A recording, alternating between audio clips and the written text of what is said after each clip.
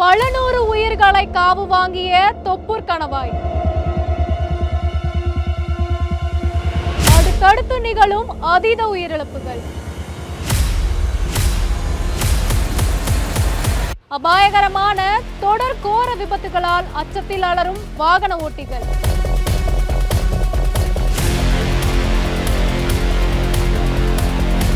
குறிப்பாக அமாவாசை நாள் தான் இது அதிகமாக ஆட்டம் காட்டுது அந்த தொப்பூர் கணவாய் பகுதியில். அதையும் தாண்டி அங்கே ஏற்படுற எல்லா விபத்துலையுமே உயிர் பலியும் ரத்த காயமும் ஏற்பட்டுருக்குது. சாலையே பார்த்தீங்கன்னா சரிசமமாக இல்லாமல் சாய்வாக இருக்குது. அமானுஷ்யங்களா மனித பிள்ளையா? வாங்க இந்த தொகுப்பில் விரிவாக பார்க்கலாம்.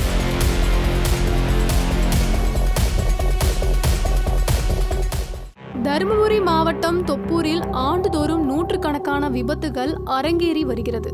இந்த கணவாய் கிட்டத்தட்ட ஒரு கொலைகார கணவாய்னு சொல்ற நிலையில கடந்த 2020 வருஷம் டிசம்பர் மாதத்துல நடந்த சரக்கு லாரி விபத்தை யாரும் மறந்திருக்க மாட்டாங்க.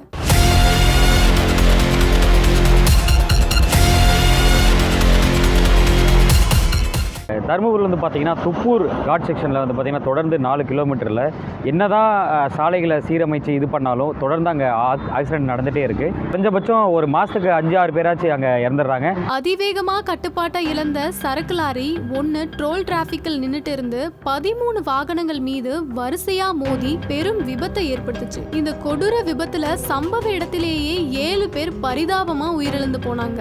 40 பேர் படுகாயம் அடைந்தும் 11 கார்கள் சின்னாபின்னமா ஆனதும் தொப்பூரில் நடந்த விபத்திலேயே மிக மோசமானதா பார்க்கப்படுது. தொப்பூரில் இப்படி கொடூர விபத்துகள் நடப்பது ஒன்றும் புதிதல்ல. கடந்த சில வருஷங்களாக இங்க விபத்துகள் தொடர்ந்து அதிகரிச்சுட்டே தான் வருது. 2024 ஆண்டு நடப்பாண்டு தொடக்கத்திலேயே ஜனவரி 24 தேதி மீண்டும் ஒரு கோர விபத்து ஏற்பட்டு 7 பேர் இறந்தாங்க. இதில் ஒரே குடும்பத்தை சேர்ந்த 4 பேர் தீயில் கருகி சம்பவ இடத்திலேயே பலியானது பெரும் சோகத்தை ஏற்படுத்திச்சுன்னே சொல்லலாம். தருமபுரி மாவட்டத்தில் உள்ள பெங்களூர் சேலம் தேசிய நெடுஞ்சாலையில் 47 கிலோமீட்டரில் அமைந்துள்ளதுதான் தொப்பூர் கணவாய். சாய்வான சாலை கொண்ட இந்த பகுதி 2 பக்கங்களும் மரங்களும் மலைகளால் சூழ்ந்த அழகிய பகுதியாக காணப்படுது. ஆனால் அழகு இருக்கிற இடத்தில் தான் ஆபத்தும் அதிகமா இருக்கு. இந்த பகுதி முன்னுதாரணமாகவே சொல்லலாம். அந்த பகுதியில் இருக்கும் சுங்கச்சாவடியில் இருந்து தொப்பூர் வரை உள்ள சாலைதான் அதிக விபத்து ஏற்படுவதற்கு முக்கிய காரணம்னு சொல்றாங்க. விபத்து மேல விபத்து நடக்குது. சில பொறுமையா சேர்க்கல ஓட்டணும். செகண்ட் லெஃப்ட் சைட்ல போனா லைன் வேகம் பண்ணா பொறுமையா லெஃப்ட்ல போனா தொப்பூர் தாண்ட வர லெஃப்ட் சைட்ல பொறுமையா போனா. கடந்த 5 வருஷத்துல தொப்பூர் கணவாயில் நடந்த புள்ளி விவரத்தை அலசி பார்த்தா 2018 92 விபத்துகளும் 2019 108 விபத்துகளும் நடந்ததா சொல்லப்படுது. அதே போல 2020 99 விபத்துகளும் 2022 39 விபத்துகளும் அடுத்தடுத்து ஏற்பட்டிருக்கு. குறிப்பிட்டு சொல்லணும்னா கடந்த வருஷம் 2023 மட்டும் தருமபுரி மாவட்டம் முழுவதும் ஏற்பட்ட சாலை விபத்துகளோட எண்ணிக்கை 1721 காணப்படுது. இதுவாக 351 பேர் உயிரிழந்ததாக, அதுல தொப்பூர் கணவாய் பகுதியில் மட்டும் நடந்த 27 சாலை விபத்துகளில் 10 பேர் உயிரிழந்திருக்காங்க. சில டிரைவருங்க தான் அந்த மாதிரி நியூட்ரலில் போவாங்க. 95% டிரைவருங்க இந்த இடம் இப்படி தான் அப்படின்னு இங்கே இருந்து டோல்கேட்லேருந்தே அவங்க அவேர்னஸ் கொடுத்துட்டே இருக்கிறாங்க, இன்ட்ரோடக்ஷன் கொடுத்துட்டே இருக்காங்க. இந்த மாதிரி ஹில்ஸ் இருக்குது, டவுன் இருக்குது, வேக்கம் இருக்கா என்ன ஏதுன்னு பார்த்து தான் அனுப்புகிறாங்க. கடந்த 15 வருஷம் பின்னாடி போய் எண்ணி பார்த்தா தொப்பூர் கணவாயில் ஏற்பட்ட விபத்துகள்ல மட்டும் 250க்கும் மேற்பட்டோர் உயிரிழந்திருக்காங்கன்னு புள்ளி விவரம் தெரிவிக்கிறது. சாய்வான சாலை, வளைவு கொண்ட சாலை என்பதால வாகன ஓட்டிகள் ஒலிபெருக்கி மூலம் எச்சரிக்கை செய்யப்படுவது மட்டும் இல்லாமல் ஒவ்வொரு கனரக வாகனத்தை கணவாய் பகுதி கடக்கும் முன்னாடியே வாகனத்தை நிறுத்தி மாவட்ட நிர்வாகத்தின் சார்பில் குறைந்த வேகத்தில் செல்லணும், 2வது கீரில் தான் செல்லணும்னு அறிவுறுத்தப்பட்டு வருது.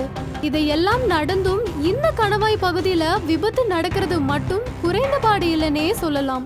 அதையும் தாண்டி அங்கே ஏற்படுற எல்லா விபத்துலையுமே உயிர் பலியும் ரத்த காயமும் ஏற்பட்டுருக்குது.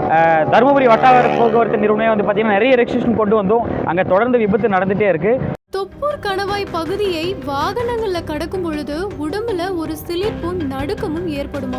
சுற்றிலும் சிறிய குன்றுகளும் மரங்களும் பார்க்கவே ரம்மியமா இருந்தாலும் எண்ணற்ற உயிர்களை காவு வாங்கிய இந்த இடத்துல கடக்கும் பொழுது உடம்புல பயம் ஏற்படுதுன்னு வாகன ஓட்டிகள் சொல்றத பார்க்க முடியுது.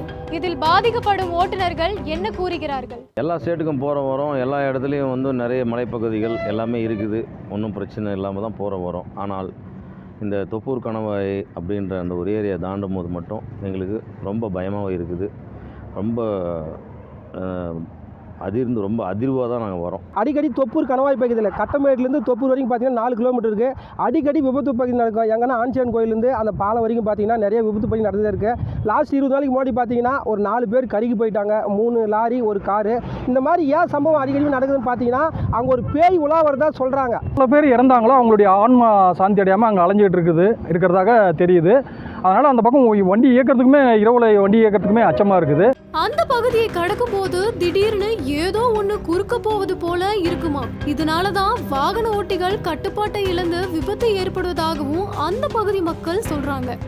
ரீசெண்டாக கூட ஒரு ஆக்சிடென்ட் நடந்துச்சு. அதை நம்ம தமிழ்நாடு வண்டி தான் ரீசெண்டாக நடந்துச்சு. அந்த டிரைவர் எக்ஸ்பீரியன்ஸ் டிரைவர் தான் இருந்திருப்பார். பட் ஆனால் அது வண்டி கோளாரா இல்லை டிரைவர் ஃபால்ட்டான்றது தெரியல. ஆனால் எங்கள் தொப்பூர் பகுதியில் அதிகமாக பேசிக்கிறது தான் அங்கே ஒரு பேய் இது உலா வரதா, இது மாதிரி ஒரே ஒரு பேய் வந்து உலா வரதா சொல்கிறாங்க. இந்த விபத்து காரணம் பார்த்தீங்கன்னா அது பேய் தான் நினைக்கிறாங்க. நிறைய பேர் இதை தான் சொல்கிறாங்க. இதெல்லாம் கருத்துல வச்சுட்டு தான் தொப்பூர் கணவாய் பகுதியில விபத்து நடக்காம இருக்க 775 கோடியில உயர்மட்ட சாலை அமைக்க மத்திய அரசு ஒப்பந்த புள்ளி கோரியிருக்கு. அதனாலேயே மறுபடியும் விபத்து ஏற்பட்டு பல உயிர்கள் பறிப்போவதற்கு முன்னாடியே உயர்மட்ட சாலை பணியை விரைந்து முடிக்கணும்னு அப்பகுதி மக்களும் ஓட்டுநர்களும் பெரிய கோரிக்கையா வச்சிருக்காங்க. இங்க நடக்கும் விபத்துகளுக்கு முடிவுதான் என்ன? பறிபோகும் உயிர்கள் காக்கப்படுமா? மீண்டும் சந்திப்போம்.